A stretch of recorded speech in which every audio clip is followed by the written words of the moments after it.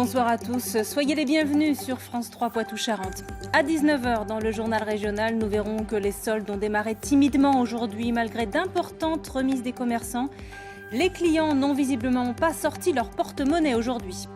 Tout de suite, accrochez-vous, l'édition Atlantique nous fait danser dans les airs avec la championne de France en titre de voltige.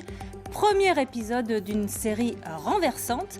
Mais d'abord, Tanguy Squazek, on sort les ballons.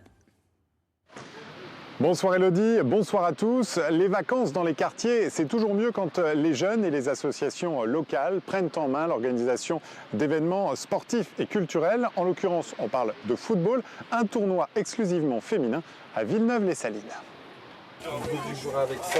Distribution des maillots. Pour leur première activité, elles ont choisi un tournoi de foot. 24 filles, 4 équipes, débutantes ou confirmées, aucune importance. C'est pas des filles qui restent à la maison ou qu'on laisse à la maison. C'est à leur demande. C'est elles qui ont voulu qu'on fasse quelque chose pour elles au niveau du foot. Et il y a même des filles qui ne jouent même pas. Elles n'ont jamais joué au foot. Mais le fait de se retrouver entre elles et voilà, par la même occasion qu'il y a un petit peu d'ambiance, que ça ramène un petit peu tout le quartier, et ben, ça leur fait plaisir. Depuis le lancement de l'opération Été Quartier, une quarantaine de jeunes se réunissent tous les après-midi. Un moment qui rythme leurs vacances. Souvent chez moi, j'ai rien à faire et du coup, ça m'occupe vraiment beaucoup. Et du coup, en plus, il y a des trucs intéressants, donc c'est bien. Il y a tout le temps des choses dans le quartier. Des fois, ils font des fêtes ou des tournois. Des fois, c'est pour les filles, des fois, c'est pour les garçons et tout. On s'amuse, on joue au ballon. Puis, il y a d'autres filles, quoi. Une bonne ambiance. Créer un collectif soudé au sein du quartier, aider ces jeunes à trouver eux-mêmes des solutions, c'est l'ambition pour ce premier été post-confinement. L'idée aussi, c'est effectivement d'éviter les pertes de repères, l'éviter aussi ils vont devoir faire face à l'ennui aussi pour certains. Et l'idée, c'est de prévenir tout ça. Quand on rentre à la rentrée, on retrouve ses camarades. C'est toujours intéressant de pouvoir dire on a fait telle activité. D'autres animations sont prévues jusqu'à la fin du mois d'août pour que cet été inédit soit tout de même ludique et convivial. Allez, on va prendre de l'altitude pour notre série de la semaine. L'équipe de France de voltige était à l'entraînement ces jours-ci à Rochefort. Et parmi les pilotes, une jeune femme de 22 ans, déjà championne.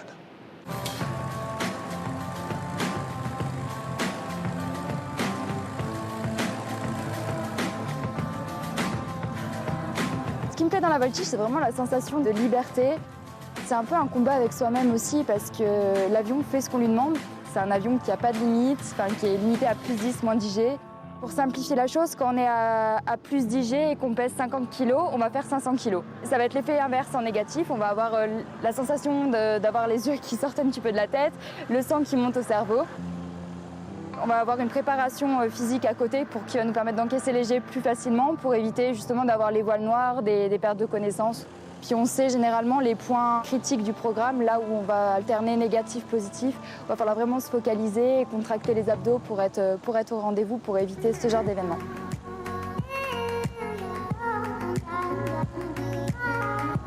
On a une préparation au sol qui est assez longue. On va mémoriser le programme. C'est vraiment important de se mettre en condition pour éviter d'être surpris en vol, d'avoir vraiment les automatismes, toutes les figures et de penser le moins possible au programme pour se focaliser vraiment sur le vol. Je pense que c'est vraiment une chance et il faut vraiment profiter de chaque instant parce que, puis en plus là on a un paysage qui est quand même relativement magique. Donc oui, c'est vraiment super. On est dans quel état après un vol comme celui-là ? C'est de l'émerveillement. On est un petit peu fatigué, on a eu beaucoup de concentration physiquement. C'est un effort qui est quand même intense. Après, vu qu'on est en l'air, on est heureux, donc on est bien. Artistes ou organisateurs de festivals en temps d'après-Covid, pas toujours évident. La plupart des événements ont été annulés cet été, alors il faut faire avec ou plutôt sans. Exemple du côté de Maran. Madnéum, ce sont des maîtres du fer. Leur atelier à Maran est un bric-à-brac rempli de promesses artistiques. En temps normal, ils louent et créent des structures pour des événements, des festivals. Le décor du Hellfest, c'est eux. Un marché quasi nul cet été. Heureusement, ils ont une autre corde à leur arc. Notre entreprise, heureusement, ne fait pas que de la location événementielle. Sinon, je pense qu'on serait en train de chercher un autre boulot, franchement. Nous, on a la création sur commande de mobilier, de décors, de sculptures. Donc, on continue à travailler simplement pour des particuliers, pour des entreprises. Donc, nous, on va dire, tout va bien. On se retrouve quelque part, oui, peut-être sans travail, mais en même temps avec du temps et de la réflexion et ces petites bulles dont ont besoin les artistes pour cogiter sur l'avenir ou le présent. Madneum crée aussi les décors de l'Horizon fait le mur à la Laigne, un petit festival qui monte, frappé dans son ascension. Pas d'édition 2020, ses organisateurs ont dû gérer. Ils devraient revenir en 2021. Pour nous, l'enjeu principal, c'était de garder la programmation qu'on avait cette année, de pouvoir la reporter. Donc ça a été facile ? Ça a été assez facile parce que on est une famille aujourd'hui, l'Horizon, y compris dans la programmation, il y a un choix humain qui se fait autant qu'artistique. Donc les gens, comme on les connaît et qu'on passe par peu d'intermédiaires au final, on a pu effectivement assez facilement reporter la programmation. Ça reviendra même mieux puisqu'on va avoir des nouveaux lieux, on investit de nouveaux territoires dans le village. On va également programmer une 3e soirée complète le vendredi. Et puis l'Horizon reprendra sa programmation annuelle à la Palisse dès octobre. Le monde de la culture ne baisse pas les bras, il a l'habitude de combattre. Voilà Élodie, nous non plus on ne lâche rien. À demain. Merci Tanguy, à demain. Tout de suite, les titres du journal régional.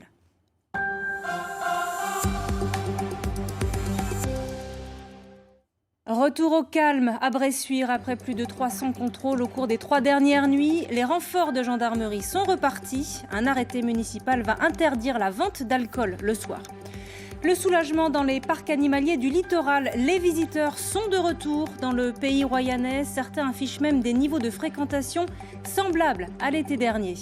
Et puis, nous poursuivrons notre découverte de la région. Direction ce soir Gimel, les Cascades en Corrèze, l'un des plus beaux sites naturels de Nouvelle-Aquitaine. Le calme est donc revenu à Bressuire. Les 60 gendarmes mobiles venus du Cher ont quitté la ville. Ils avaient été appelés en renfort après de multiples incivilités et des faits de violence, notamment contre les gendarmes. De son côté, la municipalité annonce des mesures de restriction sur la vente d'alcool en soirée. Antoine Morel, Laurent Gauthier. Des contrôles renforcés, de nuit comme de jour, dans le centre-ville de Bressuire. Les gendarmes recherchent toujours des personnes mises en cause pour des faits de violence en réunion. J'ai entendu parler qu'à Bressuire, il y avait pas mal de problèmes sur la bagarre et tout. Et c'est pour ça que je pense qu'ils sont sortis un peu les gendarmes. Je trouve ça bien, parce que moi, c'est la sécurité des gens, quoi. La compagnie de Bressuire a reçu l'assistance de gendarmes mobiles ces dernières nuits pour multiplier les contrôles d'identité et interpeller de jeunes majeurs suspectés des faits de violence en réunion contre des gendarmes. Et ça s'est arrêté pour ces prochains jours, mais ça ne veut pas dire que ça ne va pas se reproduire. Pour autant, on va mettre nous les moyens en interne. Ce qui est important de dire, c'est que, et pour rassurer un peu tout le monde, c'est que les gendarmes de Bressuire sont quand même présents. Nous sommes renforcés aussi sous plafond de mes effectifs par les gendarmeries limitrophes. En tout état de cause, le terrain est couvert. Du côté de la municipalité, la maire de Bressuire promet d'intensifier les patrouilles de la police municipale et va même interdire la vente d'alcool en supérette à partir de 21h pour décourager les rassemblements nocturnes sur le domaine public. Moi, je mets peut-être ça un petit peu sur le dos du confinement parce qu'il y a des lieux qui sont aujourd'hui fermés. Les jeunes ont sans doute du mal à se retrouver dans certains endroits et donc s'alcoolisent par-ci par-là et forcément, ça amène une violence qu'on n'avait pas jusqu'alors. En cas de nouvelle vague de violence, la compagnie de gendarmerie assure qu'elle n'hésitera pas à faire de nouveaux appels au renfort des gardes mobiles. Cette affaire qui éclabousse les Chamois niortais à présent. Samedi dernier, un joueur a été interpellé durant l'entraînement pour des faits de violence conjugale. Et aujourd'hui, les dirigeants du club se sont exprimés pour la première fois avec beaucoup de prudence. Dominique Lavaux, Alain Darigan. Communication de crise aux Chamois niortais, avec une conférence de presse de son président pour parler de l'affaire Ibrahima Konté. Accusé de violence conjugale, ce défenseur de 24 ans est sous contrôle judiciaire depuis le week-end dernier. Arrêté par la police, en plein entraînement, l'international guinéen aurait reconnu les faits selon une source proche de l'enquête. Face à cette situation, les dirigeants prônent prudence et fermeté. C'est une affaire privée qui ne concerne pas les Chamois niortais, même si Ibrahima est un joueur du club, c'est évident. Donc On va faire confiance à la justice, parce qu'il y a une instruction qui est en cours. Donc on va être aussi, bien sûr, comme tout le monde, vigilant sur la présomption d'innocence. C'est pas évident, même si on est sur un sujet, bien sûr, sensible. Donc et que le club, bien sûr, a des valeurs fortes. Une affaire qui tombe mal pour le club de Ligue 2. Le groupe professionnel est en pleine reprise. Il doit entamer une série de matchs amicaux dans la région. La préparation de saison est donc perturbée. Et encore une fois, ça a été inédit pour un groupe de voir la police arriver et interpeller un joueur. Donc on va en discuter avec le coach. J'en ai longuement parlé avec lui ces derniers jours, puis j'en parlerai un peu avec le groupe. Mais voilà, il faut aussi maintenant protéger l'équipe et puis qu'on passe à autre chose. Même encore une fois, c'est important sur ces sujets-là que l'enquête se déroule normalement. Ibrahima Konté, quant à lui, de retour de blessure, s'entraîne à l'écart du groupe. Le défenseur, à qui il reste 3 années de contrat, reste un joueur des Chamois au moins jusqu'à son procès. S'il est jugé coupable, le club promet de prendre ses responsabilités. Politique, Alain Fouché raccroche après 18 ans au Palais du Luxembourg. Le sénateur de la Vienne annonce à nos confrères de la Nouvelle République qu'il ne briguera pas de nouveau mandat en septembre prochain. Pas de ruée dans les magasins, les soldes d'été ont démarré plutôt timidement, alors que de nombreux commerçants espèrent renflouer leurs caisses. À La Rochelle, les clients ne se sont pas bousculés ce matin. Marie-Ève Constant, Laurence Couvrant. Pas de bousculade aujourd'hui à La Rochelle pour le début des soldes d'été. Les remises sont pourtant importantes, mais les clients flânent sans forcément sortir leur porte-monnaie. Je fais du repérage et je reviendrai au début du mois, à la fin du mois prochain. D'accord, pourquoi ? Juste une question de finances. Parce que les prix vont baisser ? J'espère qu'il y aura une deuxième démarque. Juste des chaussures pour ma fille pour l'instant, c'est tout. D'accord. Je ne vais pas faire les autres boutiques pour moi. Initialement prévu fin juin, les soldes ont été repoussés de 3 semaines pour donner de l'air aux commerçants après le confinement. Mais ils tombent du coup en pleines vacances d'été des Français. Pas de quoi pousser à la consommation. Comme tout le monde, on a 2 mois et demi de stock à écouler. Donc si ça peut servir à écouler notre stock, certes à des prix moindres, mais et en dégageant une marge moindre aussi. Mais le but, c'est d'écouler nos stocks parce que la nouvelle marchandise va arriver fin juillet, début août pour la collection automne-hiver. Donc il faut faire de la place et de la trésorerie. De nombreux consommateurs se sont tournés vers Internet pendant la crise sanitaire. De vastes campagnes de promotion en ligne au mois de mai et juin ont rendu les soldes actuels presque invisibles.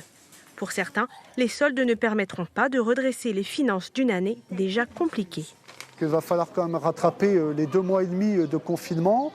Il ne suffit pas d'écouler que ces stocks, il faut aussi les vendre avec de la marge. Parce que si on vend des produits sans marge, il n'y a pas de rentabilité. Qui dit pas de rentabilité dira un mauvais bilan. De mauvais soldes pourraient donc aggraver la situation déjà précaire de nombreux petits commerces et avoir un impact direct sur l'emploi local. Eux sortent enfin la tête de l'eau. Après des semaines bien poussives, les parcs animaliers retrouvent peu à peu leur rythme de croisière. Illustration dans le Pays Royannais, Laurent Pelletier, Cédric Cottaz. Jour de grande affluence au guichet du parc ce matin. Une journée d'été qui s'annonce très chargée en fréquentation. Rien que pour aujourd'hui, on attend plus de 4000 visiteurs. Après 3 mois de fermeture, sans aucune rentrée financière, sauf avec le soutien de l'État qui a versé une aide de 240 000 €, les allées du zoo sont de nouveau emplies de visiteurs. Un soulagement et une grosse satisfaction pour le directeur et la centaine de salariés. On ne rattrapera pas ce qui a été perdu. Par contre, là, sur le mois de juillet, on est content, on est en hausse par rapport à l'an dernier et on se considère là sur une bonne année. Au parc spécialisé Planète Exotica, les visiteurs peuvent désormais arriver par les airs, une première en France.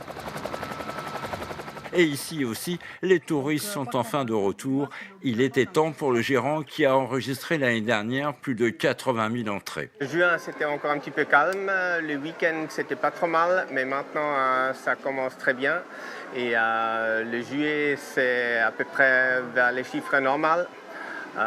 Chaque année, on augmente toujours nos chiffres. Et même aussi cette année, c'est le cas. Alors, tout va bien. Sans soutien de l'État, mais avec un prêt garanti, ces 3 mois de fermeture auront permis malgré tout de tenir le choc et de mettre en place de nouvelles animations dans ce parc qui accueille une collection unique de plus de 400 reptiles. Pas d'animaux exotiques à Poitiers, mais une nature parfois insoupçonnée. Et c'est justement pour ne pas manquer ces trésors cachés que la ville a mis en place des visites guidées pour découvrir la faune et la flore François Bombard, Pascal Simon. À quelques centaines de mètres du centre de la ville, c'est un îlot de nature, devenu objet de découverte. Et la biodiversité, c'est plein de choses à la fois. Pour cette visite, ils sont une poignée d'habitants à être venus. Leur balade va durer 2 heures. Je suis là parce que justement, j'y connais rien en biodiversité. Donc aujourd'hui, j'apprends tout. Tous les mercredis, une animatrice est là pour guider les Poitevins à travers cette nature. Mais si vous regardez ce genre de plantes, par exemple, c'est très ligneux. Et ça... Leur donner des informations, bien sûr, mais surtout leur apprendre, peut-être, à ouvrir les yeux. Si on regarde autour de nous, on se dit juste oui, il y a des plantes. Et quand on regarde un peu plus près, on se dit ah oui, il y a quand même beaucoup de plantes. Et quand on regarde encore plus près, mais il y a des insectes dessus. Et donc potentiellement, il y a des oiseaux, et donc potentiellement, il y a des mammifères. Donc en fait, ici, les gens, ils apprennent juste à regarder.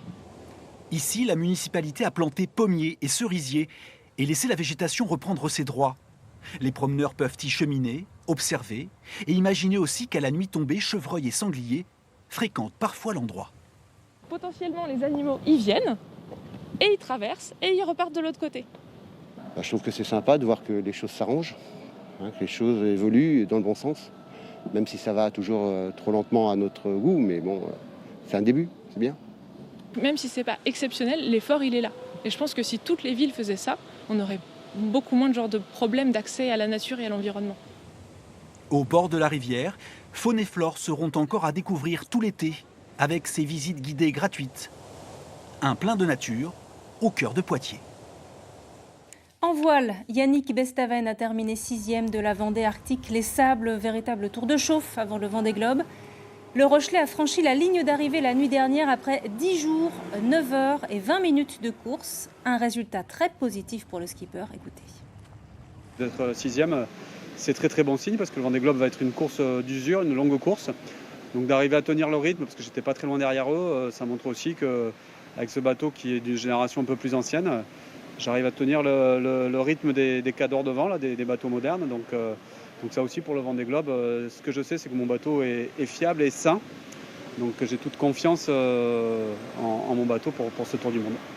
Yannick Bestaven au micro de Léa Demirjian et Éric Vallet. C'était l'une des rares villes à tirer un feu d'artifice au 14 juillet. À Confolens, il y avait foule hier soir sur les bords de Vienne. Une foule masquée, bien sûr. Anne-Marie Baillarger avec Bruno Pilet et Cécile Landais.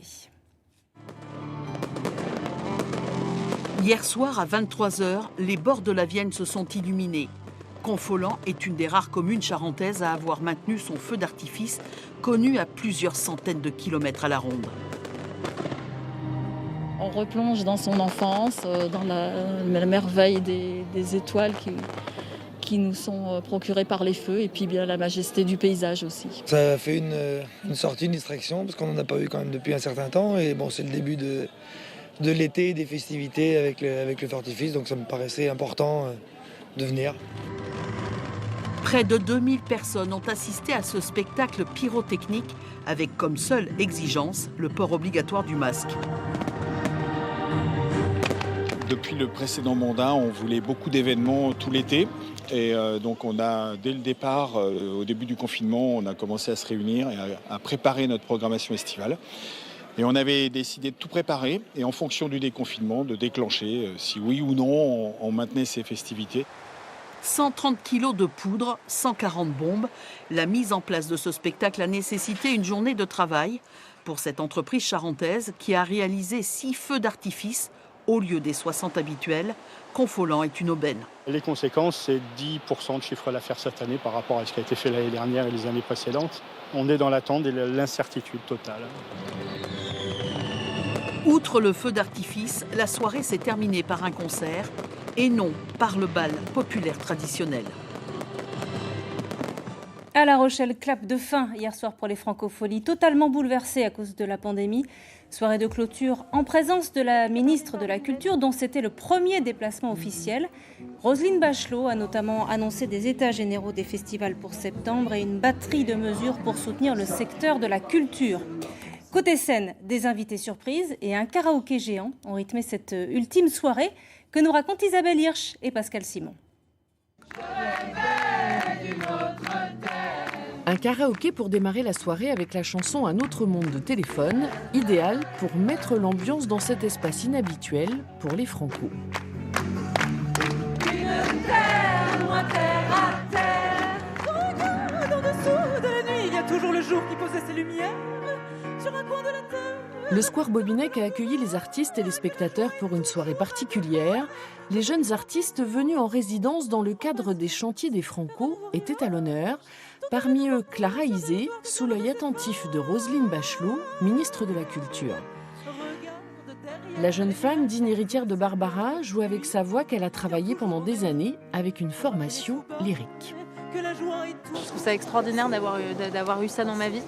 Et en même temps, je pense que c'est comme toute technique, aussi magnifique soit-elle, c'est une technique. Donc en fait, plus on en apprend et plus le spectre s'ouvre et plus on est libre en fait. D'autres artistes confirmés sont ensuite montés sur scène, comme Suzanne, passée elle aussi par le chantier des Franco. Elle a remporté cette année la victoire de la musique Révélation Scène.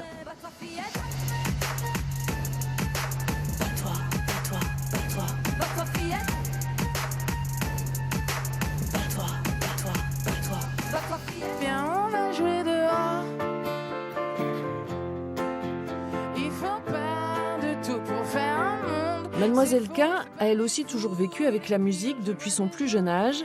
La guitare est devenue son instrument de prédilection pour jouer du rock. La guitare, il y a vraiment ce côté à emporter. Et ça, c'est quand même précieux. Et puis, c'est con, mais le contact là aussi, sur le ventre et tout, il y a vraiment un lien très... il y a une espèce de... comme ça, d'amitié fusionnelle avec ma guitare.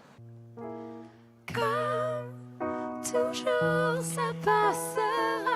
Si certains artistes ont vu leur tournée annulée pour cause de pandémie, comme Suzanne ou Mademoiselle K, d'autres comme Brigitte, qui ne devaient pas faire de live cette année, ont vécu cette soirée à La Rochelle comme un bonus. Viens, je t'emmène au Palladium. Même si notre tournée s'est terminée en décembre et qu'il n'était pas du tout prévu que nous jouions cet été, ça signifiait quand même quelque chose de remonter sur scène après tout ce qui s'est passé. L'édition 2021 des Franco se prépare. Suzanne sera sur la scène Jean-Louis Foulquier l'an prochain. Merci beaucoup, merci La Rochelle. À très vite. Dans un autre style musical, c'est avec le fracas des chutes d'eau que nous terminons ce journal. Gimel, les Cascades en Corrèze est l'un des plus beaux sites naturels de Nouvelle-Aquitaine. Découverte signée Philippe Tanger et Caroline Huette. Je vous rappelle cette information. À Bressuire, le calme semble revenu après plus de 300 contrôles au cours des dernières nuits. Les renforts de gendarmerie sont repartis. Un arrêté municipal va interdire la vente d'alcool le soir. Tout de suite, l'édition nationale qui reviendra sur la déclaration de politique générale de Jean Castex. Le Premier ministre compte renouer le dialogue pour relancer l'économie. L'Assemblée nationale vient de lui accorder sa confiance. Bonne soirée, merci de votre fidélité. Retrouvez toute l'actualité de votre région sur na.france3.fr.